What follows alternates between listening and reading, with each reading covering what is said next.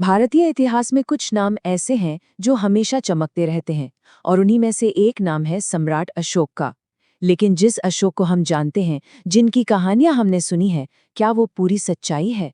आज हम इसी महान शासक की कहानी के पीछे छिपे कुछ रहस्यों से पर्दा उठाने की कोशिश करेंगे। मशहूर लेखक H.G. वेल्स के ये शब्द बहुत कुछ कहते हैं। ये दिखाते हैं कि अशोक सिर्फ एक राजा नहीं थे, बल्कि इतिहास के एक बहुत ही खास शख्सियत थे। उनकी कहानी इतनी बड़ी है कि वो लगभग एक मिथक, एक पौराणिक किरदार बन चुके हैं। तो अशोक की जो कहानी हम सबने सुनी है, वो सिर्फ एक राजा की नहीं, बल्कि एक ऐसे बदलाव की कहानी है जिसने इतिहास का रुख ही मोड़ दिया था। कहानी की शुरुआत होती है चंड अशोक से। ऐसा कहा जाता है कि मौर्य साम्राज्य का सिंहासन पाने के लिए वो इतने बेरहम हो गए थे कि उन्होंने अपने ही भाइयों को रास्ते से हटा दिया। एक ऐसा क्रूर शासक जिसकी महत्वाकांक्षा की कोई हद नहीं थी। लेकिन फिर इतिहास में एक ऐसा मोड़ आया, एक ऐसा युद्ध हुआ जिसने सब कुछ बदल कर रख दिया, जिसने चंडअशोक की जिंदगी की दिशा ही पलट दी। और वो था कलिंग का युद्ध। अब देखिए, कलिंग मौर्य साम्राज्य के लिए बस एक और राज्य नहीं था। जैसा कि इस नक्शे में साफ दिख रहा है, ये दक्षिण भारत जाने वाले जमीनी और समुद्री दोनों रास्तों पर कब्जा रखता था।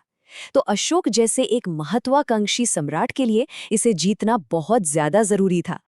और युद्ध हुआ, एक ऐसा युद्ध जिसकी कीमत बहुत बहुत भारी थी।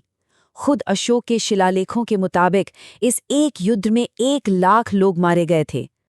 और बात यहीं खत्म नहीं हुई। 1.5 लाख लोगों को उनके घरों से निकाल दिया गया, उन्हें अपना सब कुछ छोड़कर जाना पड़ा। इस भयानक तबाही को देखकर अशोक का दिल दहल गया। उनके अपने ही शब्दों में, जैसा कि उनके एक शिलालेख में लिखा है, ये जीत उन्हें एक भयानक बोझ जैसी महसूस हुई। इस एक युद्ध ने उन्हें अंदर तक हिलाकर रख दिया। और यहीं से कहानी में वो सबसे बड़ा मोड़ आता है जिसके बारे में हम सब जानते हैं। इस खून खराबे से तंग आकर अशोक ने हिंसा का रास्ता छोड़ दिया, बौद्ध धर्म अपना लिया और वो चंड अशोक से धम अशोक बन गए। उन्होंने अपनी बाकी की जिंदगी शांति और धर्म के प्रचार में लगा दी। ये कहानी हम सबने सुनी है, ये हमें प्रेरणा भी देती है, लेकिन क्या ये पूरी सच्चाई है? जब हम ऐतिहासिक सबूतों को जरा और करीब से देखते हैं तो कुछ बहुत दिलचस्प विरोधाभास सामने आते हैं। और यही हमारे आज के विश्लेषण का सबसे बड़ा सवाल है। क्या वाकई कलिंग युद्ध ही अशोक के बौद्ध बनने की वजह था, या फिर कहानी कुछ और ही है? और देखिए, यहीं पर कहानी थोड़ी उलझ जाती है। हमारे पास 2 बिल्कुल अलग अलग बातें हैं।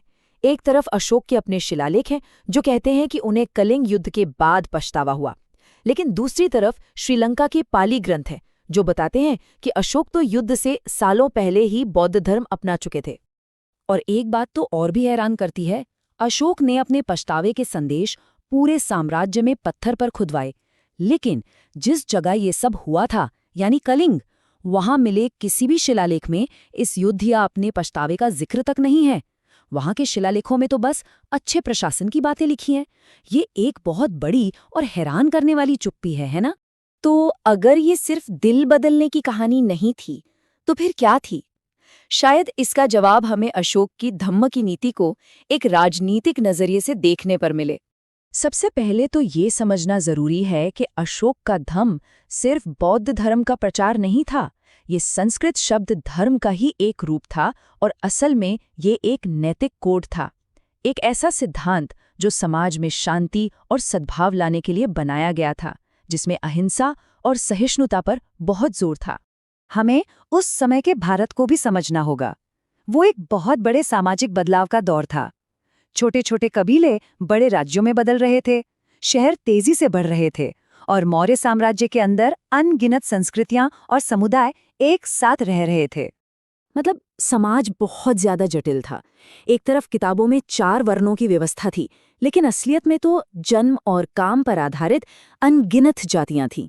अब इतने विशाल और इतने विविध साम्राज्य को सिर्फ तलवार के दम पर एक साथ रखना लगभग नामुमकिन था। तो यहाँ एक और संभावना सामने आती है कि शायद धम्म एक बहुत ही चतुर राजनीतिक विचारधारा थी, एक ऐसा आइडिया जिसे इस विशाल साम्राज्य को ताकत से नहीं बल्कि एक साझा नैतिक सोच के आधार पर एक साथ जोड़ने के लिए बनाया गया था। तो इन सभी सबूतों को अगर हम एक साथ रखकर देखें तो हम सम्राट अशोक की एक नहीं, ज्यादा जटिल और शायद ज्यादा असलियत के करीब तस्वीर बना सकते हैं। तो क्या वो एक संत थे जिनका दिल बदल गया था, या फिर एक बहुत ही काबिल राजनेता थे जो अपने समय की चुनौतियों को बखूबी समझते थे?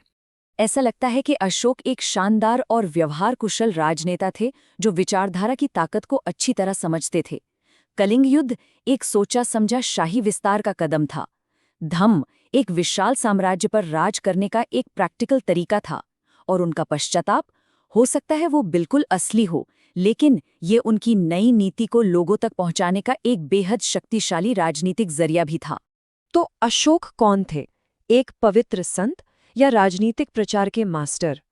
शायद सच्चाई इन दोनों के बीच कहीं है, और ये हमें याद दिलाता है कि इतिहास और उसके महान नायक कभी भी उतने सीधे और सरल नहीं होते जितना हम उन्हें समझते हैं।